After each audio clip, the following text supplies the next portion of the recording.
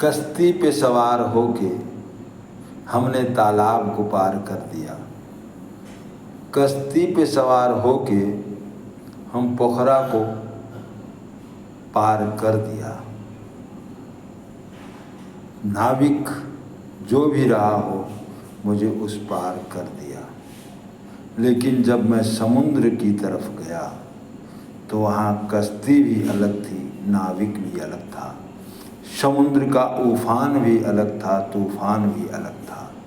वो नाविक शांत भी था, नौका बिल्कुल अलग भी था। मुझे भरोसा हुआ कि समुद्र का नाविक ही हमको पार कर सकता है। मैंने उसी पर विश्वास किया और उसने मुझे पार किया।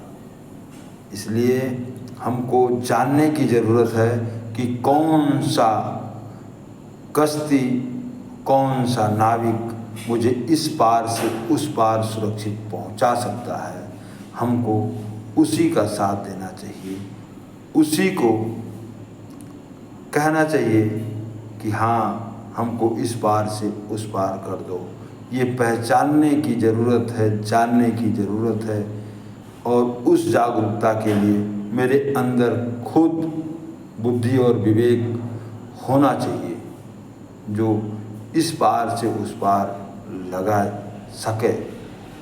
लेकिन हम क्षणिक तुलना करने लगते हैं, एक दूसरे की आलोचना करने लगते हैं, ये व्यर्थ की चीज़ों में उलझ जाते हैं।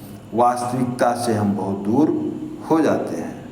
लेकिन वास्तविकता समझने के लिए, परखने के लिए, जानने के लिए मेरे अंदर भी उस तरह का आत्मज्ञान होना चाहिए जो मैं समझ सकूं, जान सकूं कि कौन सी कश्ती, कौन सा नाविक इस पार से उस पार मुझे कर सकता है।